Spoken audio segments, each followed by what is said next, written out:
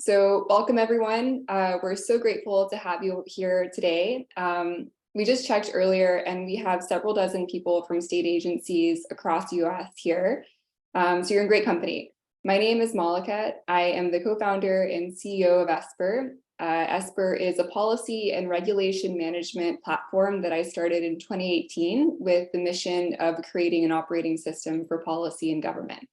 Today, we are fortunate to work with dozens of government agencies around the US to support their important policy work, ranging from the NYPD to the Texas Commission for Environmental Quality, which is based where we're headquartered here in Austin, Texas. Today, I am thrilled to be joined by Gwen Ricco, who leads the rulemaking team at the Texas Commission for Environmental Quality. So to give you an idea of how today will run, I'm going to formally introduce Gwen. We'll have a conversation talking about TCEQ's rulemaking process, a little bit about Esper, and then we'll save some time at the end for your questions. So if you have some, please keep them in mind, jot them down, and then we can go over them together and have more of a conversation at the end of today's webinar. And also wanted to make a quick note that today's webinar is recorded and we'll circulate it afterwards in case you'd like to forward it to any colleagues that weren't able to make it. So without further ado, I will introduce Gwen. So Gwen Ricco is the rulemaking team supervisor at the Texas Commission on Environmental Quality. She has worked for TCEQ on the rulemaking team since March 2023, working to improve and create better efficiencies in the rulemaking process at the agency since becoming supervisor in 2022. Previously, Gwen worked as a research associate at the Colorado State University after receiving a master's degree there in forest sciences and natural resources. She holds a bachelor's degree in environmental studies from the University of Colorado at Boulder. Welcome, Gwen. All right, so I thought we could start by chatting a little bit about your role at TCEQ. So you are the supervisor for the rulemaking team. Can you share a little bit about how your role works and how the rulemaking team sort of touches different parts of what is a very large agency here in Texas? Yeah, so I am the rulemaking and agenda coordinator manager at TCEQ. We're housed in the General Law Division, part of the Office of Legal Services, and we are a very large agency. We have Office of Air, Water, Waste, Administrative Services, and compliance and enforcement. So we've got a very widespread agency, and we are in charge of coordinating all of our rulemaking and non-rulemaking projects that are going to be seen by the commissioners at commissioners' agendas across all of the offices of the agency. So all of our rulemakings are heard in they're heard and approved by our commissioners at a commissioner's agenda meeting. So I know that's not the same across all of different agencies, but our commissioner's agenda meeting it's technically an open meeting that's open to the public, and we have an approval for the proposal and the adoption. So we have approval for the proposal to be able to publish in the Texas Register and solicit public comments and hold a public hearing. We hold public hearings for all of our rulemakings. And then we have another commissioner's agenda where they approve it for adoption. And our team also coordinates two stages and gates with the commissioner's review. Yes. So we have two steps. So that adds on to our whole rulemaking processes of a separate agenda process. So we have our own processes just to be seen by the agenda. So our team coordinates our agency specific processes to be seen by we also help with non-rulemaking projects. So our permit systems, soliciting nominations for advisory committees, and some other just environmental policy programs. So we do rulemakings and non-rulemakings here at TCEQ. When you're sort of planning the annual agenda, what does that process look like for, okay, here are all the rulemakings we need to do, here are the divisions they touch. When do you get started on that? And what does that process sort of entail? So we don't really look at things at like an annual level. A lot of our rulemakings are going to be determined by legislative session. So we look at it as a multi-year program. So we will plan out any projects that are going to need any bill implementation aspects of them. And then if there's other projects that we were having staff initiated, we try to minimize those efforts, because as everyone knows, we can't open up one section at the same time for two rulemaking projects. So we try to maximize efficiency where we can in terms of planning out rulemakings that are going to be opened up because of legislative need, staff efficiencies and that staff initiated projects, and then also anything that has been identified during a quad review for amendment, we always keep in the back of our mind to tie into a future rulemaking. So we look at that mostly with prioritizing legislative interests and then any staff initiated processes. So we have every other week, just about, we have agenda meetings. So we plan out our rulemakings. No more than 6 can be seen at one agenda. So we try to plan it out based off of that and also to stagger our processes. Mm-hmm. So we're really prioritizing based off of the reason why a rulemaking is happening. Gotcha. So when you say 6 rulemaking per agenda, is that for your internal team meeting or for that commissioner's review as well? For that commissioner's review, yes. Gotcha. So we have 6 on that, and we, and in general, yeah, so that we don't usually run up against that 6 per agenda mark, but that's just on the back of our minds. Yeah, I hear you. So what does the rulemaking team look like? How many people are staffed on it? And how are you sort of collaborating with the different divisions? What does that process look like when you're working on rulemakings? Yeah, so again, we have a large agency, so we are trying to create different processes based off each office. So on our team, housed in the legal services office, we have myself, a team supervisor, we have 3 coordinators, and we have 2 administrative assistants. Mm-hmm. So within that, we're not the only people, we're coordinators on these rulemaking projects. We are not the technical experts of any of the rulemaking projects. So we have what we call rulemaking liaisons in each office and each division. So we have someone who is familiar and an expert in the rulemaking process for their own divisions. And then we're helping coordinate those processes to meet Texas Register requirements, our own agenda deadlines, and basic editing and review and version control. We house all the version control of the rulemaking documents. So that's our role is really coordinator and seeing these projects through to the finish line and kind of helping project managers meet their goals. Yeah. That makes a ton of sense, especially for a larger agency. Sometimes the general counsel's office or legal services is sort of like the central clearinghouse for a lot of the rulemaking and policy the agency creates. And maybe you're like vetting it for sort of like legal efficacy, but the different divisions, like the division of wastewater or air quality, they'll have like you said, just sort of an appointee who's responsible for making sure that the technical language is sort of like embedded into the policy. Let's talk a little bit about Texas Register. I know I'm going slightly off script, but because we have so many Texas agencies here, I thought it would be interesting. So when did you join the rulemaking team, and what was sort of like the education on how to work with the Secretary of State and get up to speed on the Texas Register? Yeah, so I had a unique experience of starting at the agency and rulemaking in March of 2020. So it was a little bit different because I was in the office for 2 weeks and then we all went remote. And so it was, I would say that was actually kind of part of the hiccups of training on a rulemaking or learning Texas Register, is because everything completely went electronic. So after that, so I would say that the process of learning it at our agency was kind of, you were assigned to easier projects and just kind of trial and error. Like we had SOPs, but it was mostly just, you're kind of assigned to your liaison account, and then you get assigned to smaller projects, maybe non-rulemaking projects that you have to publish a public hearing notice in or public comment notice, and kind of just learning as you go. And we have some helpful SOPs at the agency, but there wasn't any formal, I would say, training at that time. And again, I had started right at the beginning of the pandemic, so I'm not positive what that training process looked like prior to that. But yeah, so we've been really building, I would say we've been building up a better one to meet our needs now. And probably a lot of agencies feel similarly of when the pandemic happened and the remote and electronic versions became more prevalent.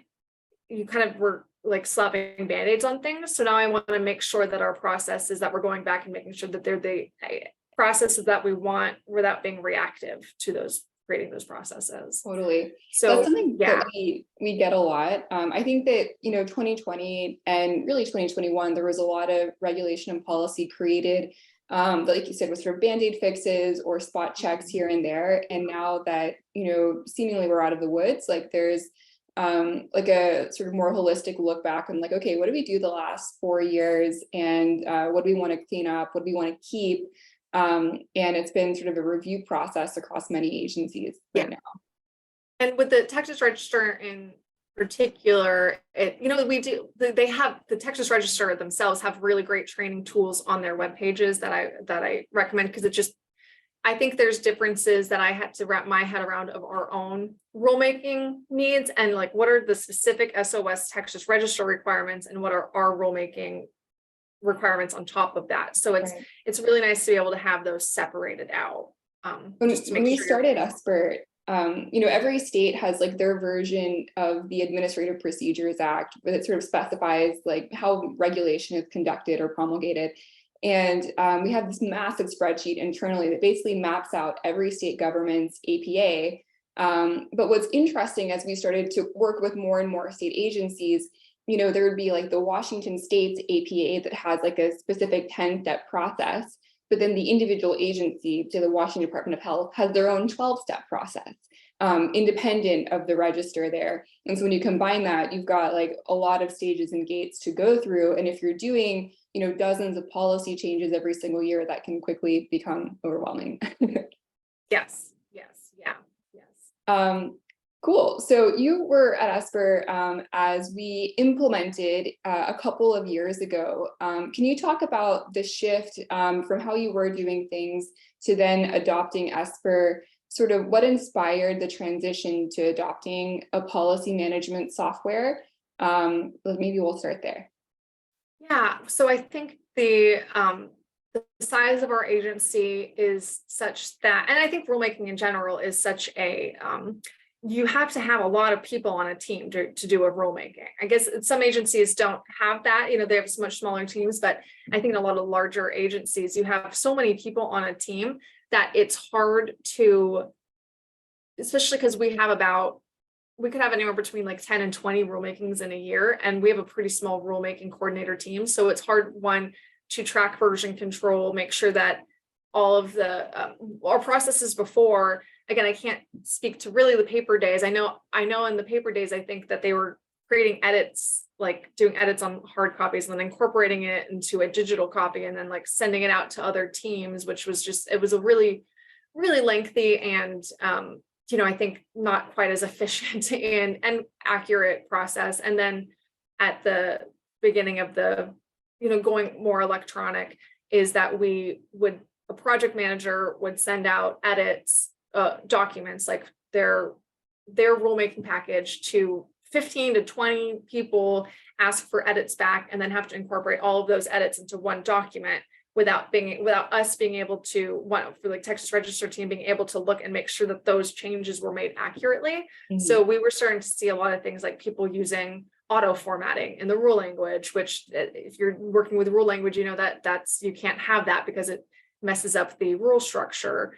And so it was getting really messy and taking up longer times because we do have that agenda process that built into our rulemaking process that adds 2 months onto, 2 months per agenda onto our whole rulemaking. So we have to go through approvals and all of this. So it was taking up a lot of our time to just go fix mistakes that we could have caught earlier, or we did catch and they weren't incorporated.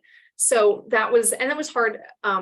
We have as a lot of agencies, there's also high turnover rates and new project managers coming into rulemakings, and that they didn't completely understand each step of the process. So steps could have been missed or delayed.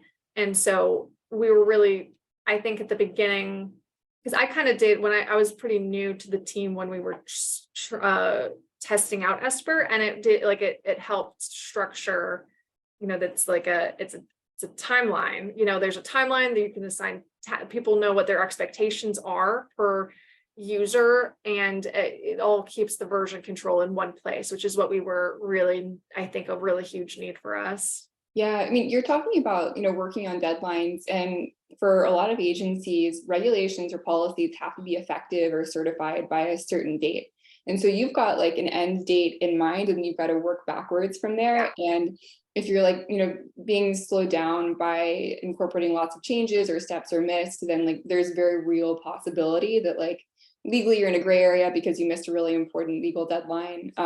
So that was absolutely something that we heard a lot as well. One of the features that a lot of agencies like in Esper is this ability to create a work backwards plan or a start from plan. So you can say like this policy or this regulation has got to be done by like October 2024. And then based on your workflow, we'll sort of like build out the steps and accompanying deadlines for each of those, and also assign them out. So everybody is sort of aware of like what's got to happen to get this policy over the finish line.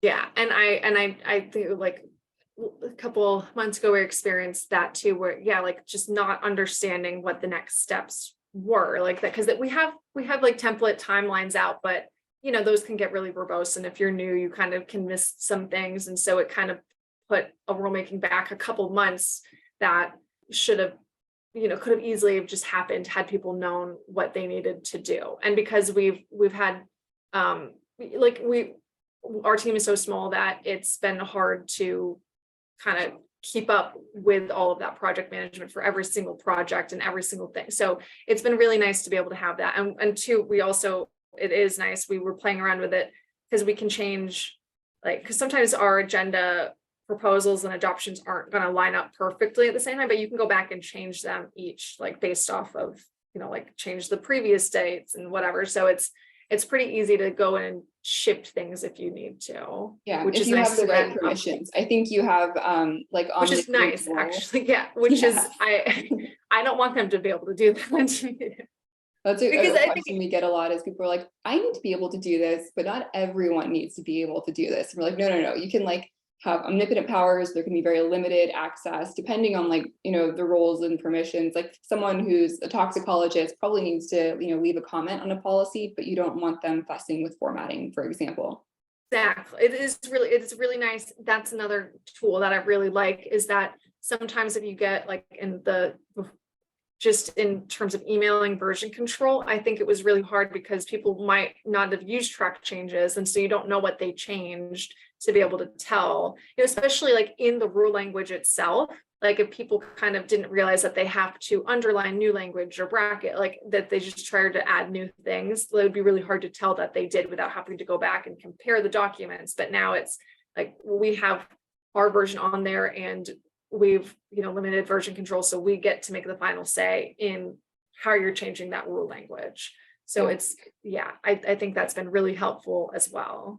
Version control is huge, and not only like as you're collaborating on a document, but also once the rulemaking is complete and maybe you've done a rulemaking in 2020 and another one in 2021 on the same regulation, you need to access like those prior versions of regulations as well if any litigation comes up, or you're just trying to answer agency questions. So having historical access to previous versions is sort of an extra benefit.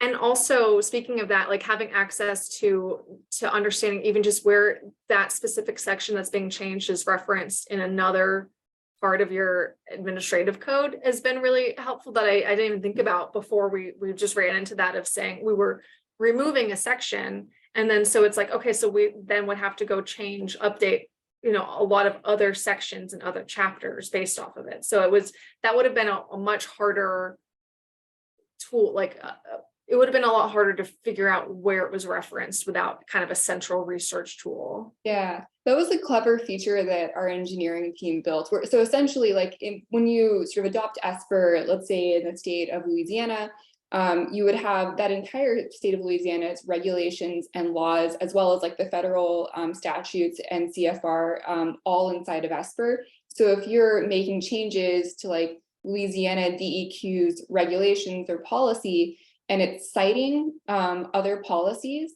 we will say, hey, by the way, since you're changing this one is referenced by these other policies, that sort of reciprocal or inverse relationship.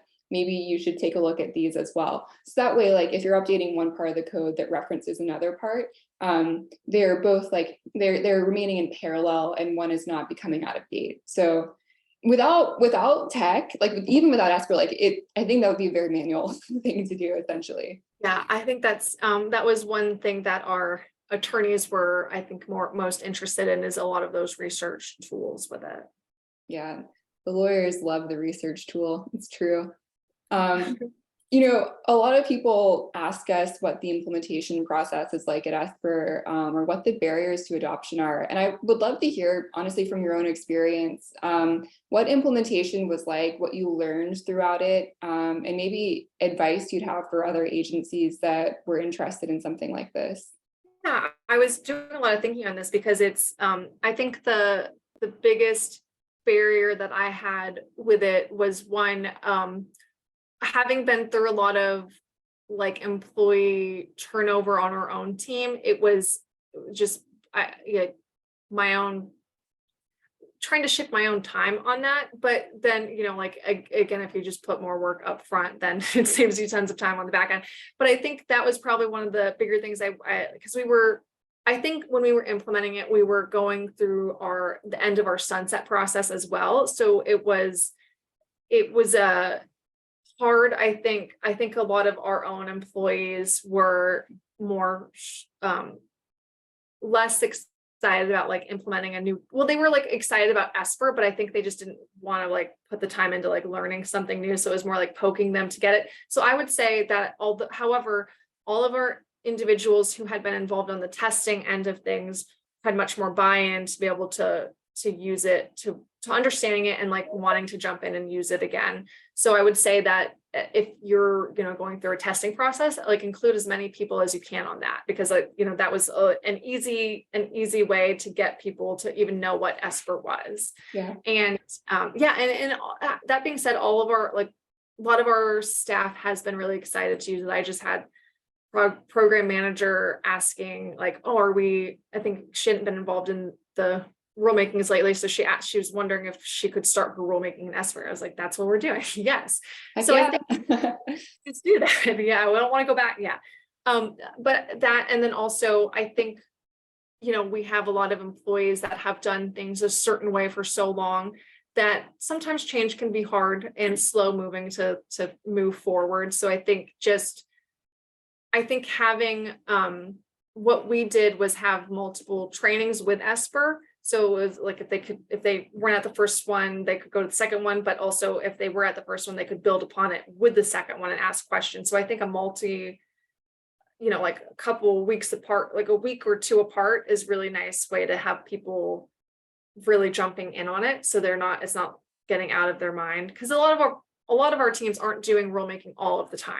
Yeah. So I think that's what I would say what we've been doing to try to help with that is having that big team agency training. And then going through each division and helping them make sure that they're onboarded, making sure everybody who needs to be included on our user list is included and things like that. So I think just being really mindful of how you're going to be doing it is really important beforehand. The testing that you mentioned, the data on our end shows like if a lot of people are engaged in like the testing process, they're way more likely to like fully adopt Esper. And for those in the audience, basically the way we run implementations is we hold discovery where we map out all of your workflows. What kind of policy templates do you have? What are the different roles and permissions you're going to need? And then we go and configure all of that inside of Esper so that when you log in, it's immediately set up for you. So you've got the work backwards plan based on the Texas Register, all of that stuff. And then once it's configured, before we do launch and training, we'll have like a testing ground where we're inviting you to come into the software and like basically find errors, know this like workflow is not exactly right, or like it needs to be configured slightly like differently. And so we'll take that feedback, configure it to make sure it's 100% right, and then do launching and training. And one thing that we've added to, TCEQ didn't get this, sorry, but that has really helped is role-based training. So for example, the general counsel is going to be doing different things than a subject matter expert inside of the tool. They'll be looking for legal, efficacy and checking things there, whereas a subject matter expert is probably going to be more involved in the drafting process. And so at first, early in Esper, we were really just like lumping everybody into one training. But now that we've broken it out by role-based training, we've noticed that that's gone really well for folks as well.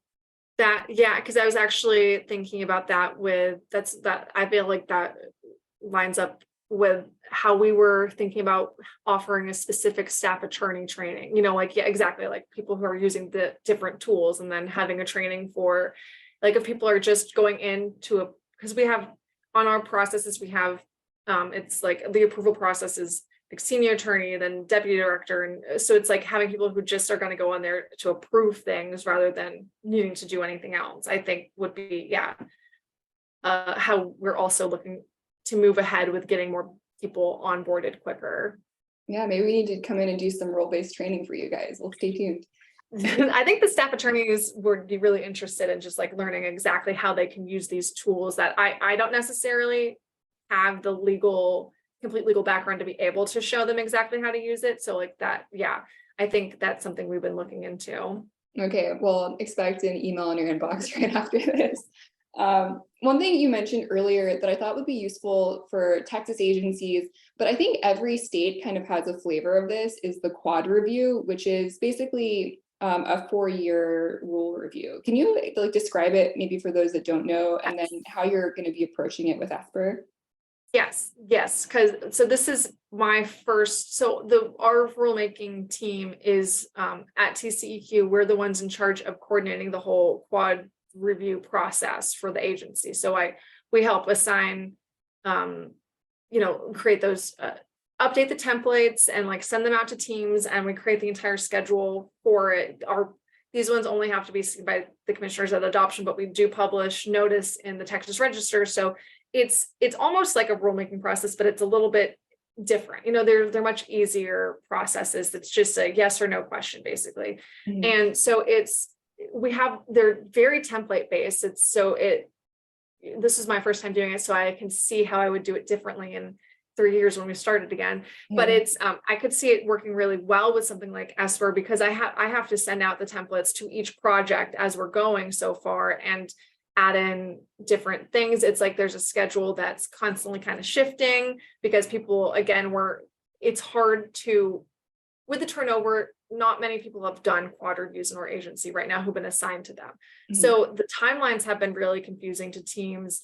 Just having the correct templates and the correct docket number even, and like rule project number, which we have all included on our Esper pages, would be massively helpful. Like, because currently right now it's us, we instituted a new thing where we're sending out weekly email updates on projects that are due to us in the next couple of weeks.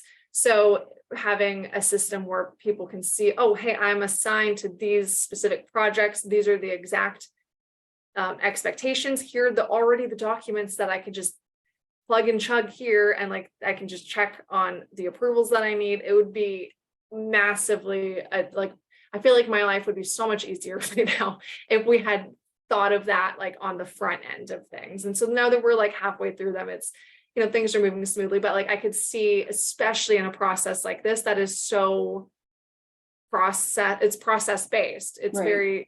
It's just plugging in some specific information, that it would be going way smoother on this. I could update templates as I go, with it, and instead of having to then continuously send them new templates based off of leadership changes or, whatever it is. So it would be a huge, and because then also the research tools on it. So I think the project teams themselves would be able to do the rule review process easier, because they'd be able to get the historical changes in the last, what was being changed in the last couple of years. And the rule review is just, does the reason for this rule continue to exist or not? So it would be very easy on Esper to be able to figure that out. So I think in 3 years, we'll probably be figuring, or a couple of years probably before that, figuring out how we can then get this going on Esper. 100%. many state governments have some sort of policy or regulation review requirement, 5 years, 7 years, 4 years in Texas, which is actually pretty aggressive for Texas. Most states usually hover between 5 and 7. Yeah. Fortunate to work with the state of Tennessee. All of their executive branch agencies use Esper, and they use it for what they call retrospective review, which is similar. Their rules have to be reviewed every certain number of years. And there's a questionnaire that goes with it of like, does the latest data reflect the reasoning behind this regulation? Yes, no, yes, no, yes, no. And coordinating, I mean, many agencies like have thousands of regulations, and trying to actually track which regulations are coming up for review, every 4 years or every 5 years, because it's staggered, can become overwhelming very quickly. So we're excited to support you guys with that for the next round that comes up. Another thing I wanted to ask you about is just how Esper is helping with onboarding new employees, because you've mentioned a couple of times, like there's been some turnover in the past few years. Have you noticed any benefits with Esper supporting onboarding new employees? We had one employee we have 2 brand new employees. They're both on the listening in here. And then we had one. We've been in between like legislative sessions, so we haven't had a ton of rulemakings getting started so far. Mm-hmm. So, but our last new employee, because she actually came on right when we were onboarding on Esper. So we had her go on and add all of our rule projects in on Esper. And that was really helpful to be able to see the timelines of everything, like just getting to see the whole process as so rulemaking, as everybody knows, it's a complicated process. It can be hard to wrap your head around it if you've never done it before. It's a lot of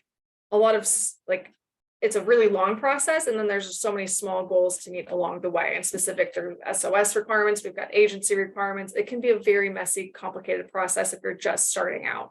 So Esper, and that's kind of going to be part of a current training for the new employees, is that whenever we have projects getting onboarded onto Esper, like being able to go in and add those projects and like add in those dates for the timeline, so they can see like exactly what our processes look like, who those individuals involved are, going and updating some of the projects on there with our specific, the information we can provide to teams.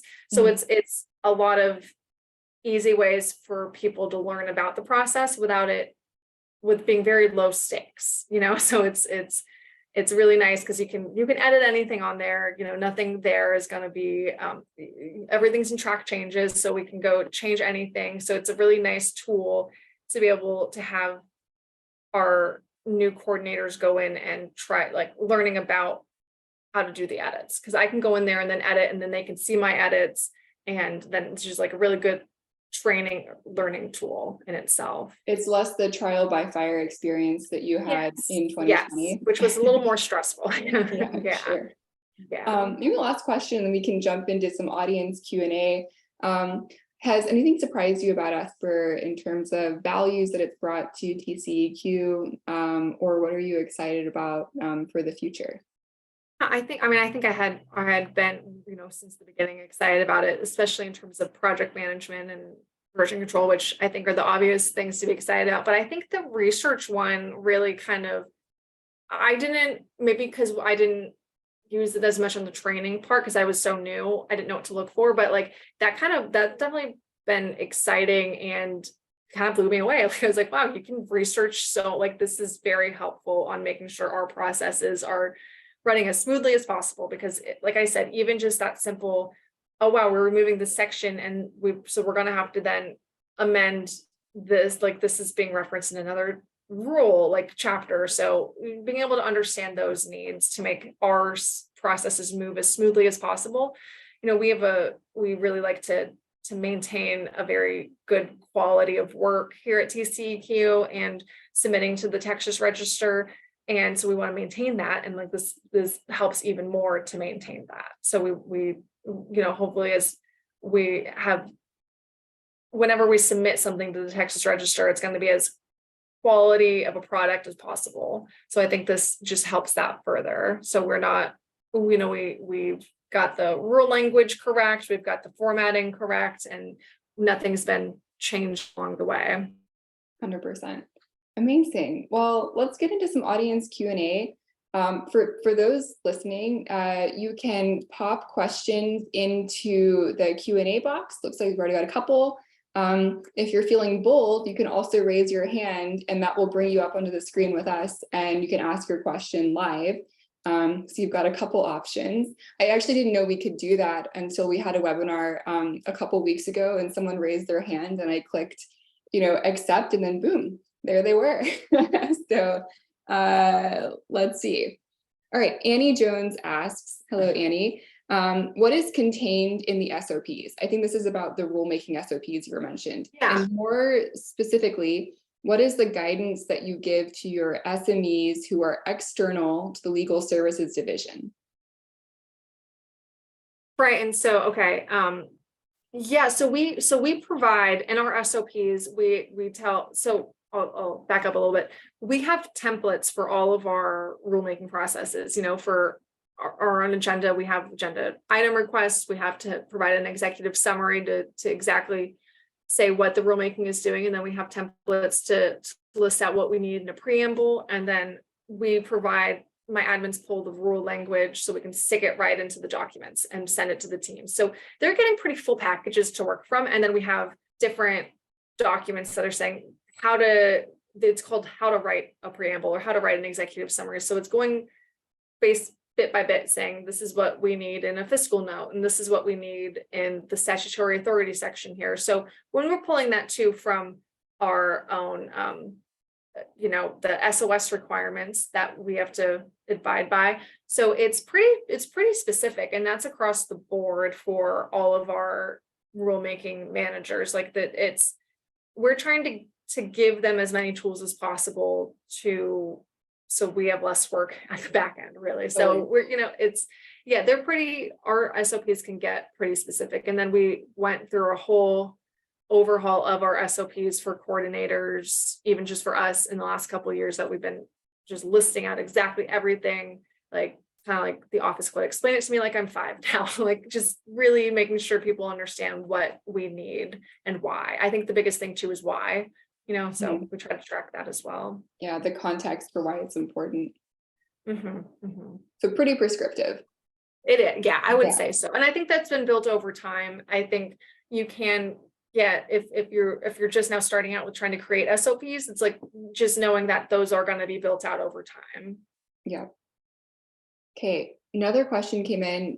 Did you have any other technology modernization projects going on at the agency, and how did you balance them? Yes, actually, right at the same time as Esper, we were implementing a new public comment system. So to meet our alternative language requirements, our new public comment system helps create pages and make alternative languages more accessible. Like it allows us to post in a public comment page in Spanish or another language that's been identified in the EJ screening. So it was actually right around the same time. So it was kind of great because how we balance that. So I mentioned we have rulemaking liaisons. Mm-hmm. And so I would have like trainings with the rulemaking liaisons on both things. So they were kind of learning them all together, and they're pretty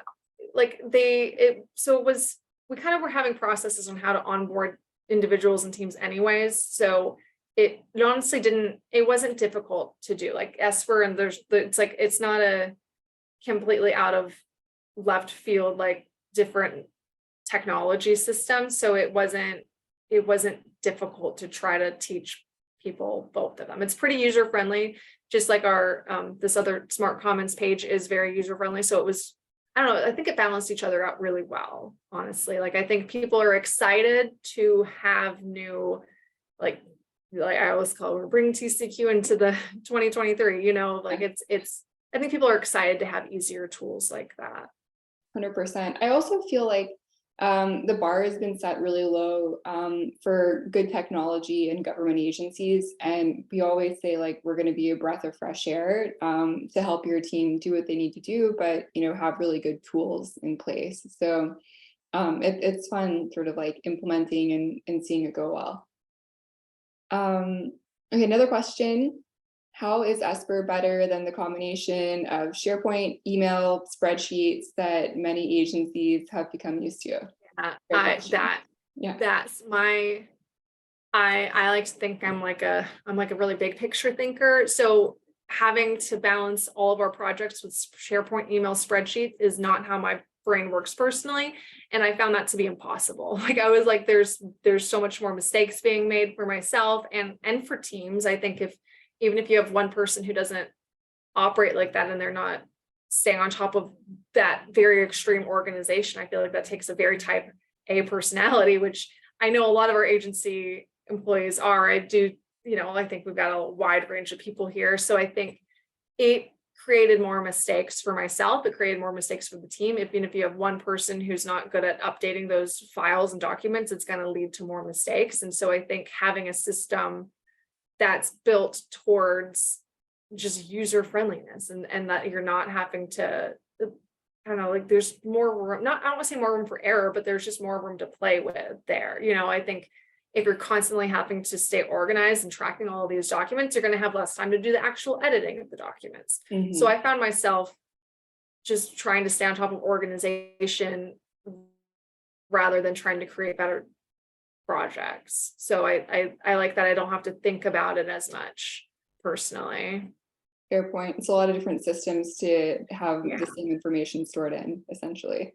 Yeah. And now I can use my time to figure out better ways to make the team run better. So yeah, it sounds like you're doing a lot of work on like new employee onboarding and thinking through how you can level that up. So that's exciting. Yeah, I think our biggest thing I want our team to be thinking about is how we're going to make this process as best as we can, rather than how do we just fix it. Like, I guess not that it's a broken system, but how do you fix like a system that's not the best? Like, I feel like just learning how to make new systems is what I like to do. Awesome. Okay, Jessica has a two-part question. How big is the TCEQ rules team? And then how long was the development process for Esper from start to implementation? So the TCEQ rule making team is like, it's myself, 3 coordinators and 2 admins. So math, we'll have 6 people, it's pretty small. But then that being said, we have probably about, I would say 30 rulemaking liaisons across our divisions that are helpful. And so the development and process for Esper, I wasn't here right at the beginning, but I know I think we started it around 2020. I want to, maybe it was like right before then. I'm not positive, but so we did a whole, and maybe the pandemic kind of slowed some things down or made it easier to be online. But so we did a year, I want to say a year of testing and looking at it, maybe 6 months. I think it was 6 months. I'm like, was it 6 months? Long. A year is like the longest implementation. Okay, then it must have been. I wasn't sure when they started it before I got there, but I think it was just 6. So probably exactly when I got there they were started the testing. So about 6 months on just the testing and running through the agency. And then I think with all the different process changes, I think it took us then a year to, I think our team thought about it, and then we wanted to circle back and decided we did want to implement it.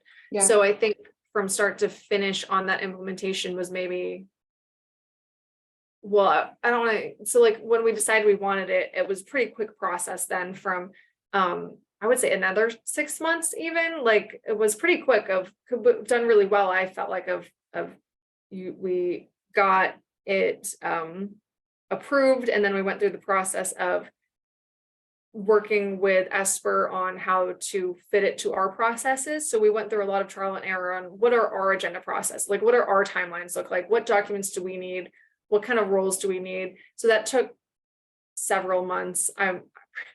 I don't exactly remember how long, probably it's been a while. I'm trying to wrap my brain as well. I can tell you the average implementation for Esper is 3 to 6 months, depending on the size of the agency. We did something unique with TCEQ though, where we did a year-long pilot in 2020, and then they signed up for full-blown Esper in 2022. And so that was when the real implementation started.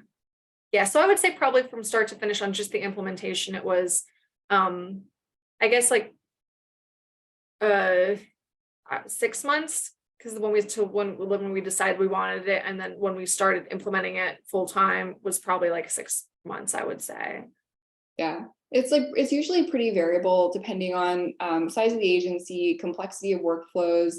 We're also trying to work with you, sort of what we were describing around like setting up the trainings to be role-based and making sure that the change management internally is like fairly smooth. So we're pretty flexible on the like working with your schedule to get it set up. Maybe one last question. I might answer this one. It says, my agency isn't as large as TCEQ. We're fairly small. Would we still get the value out of a tool like this? And I think this is an interesting one, right? Because we've got TCEQ, massive agency here in Texas. And then another one of our customers is like the New Hampshire Department of Education. We love them. They're a very small agency. And the use cases are like the same, but implemented differently. So TCEQ, Gwen's just described her team. She's got 6, full-time people on rulemaking, and then lots of liaisons across the agency. So Esper is becoming sort of like the central clearinghouse in the operating system as all of these people are collaborating. But when you've got a very small agency, you've really probably only got one person that's managing rulemakings for the entire agency. And that in and of itself becomes challenging because you don't want to hire another full-time person for it, but you do need a system, a backup should that person leave, or if you want to, eventually bring on a second person. So the use cases are, somewhat, they're similar across agencies at scale, whether they're very small or very large. Just the needs are different depending on, if they need, a system as a backup for one person or a system to help, 20 people collaborate at once.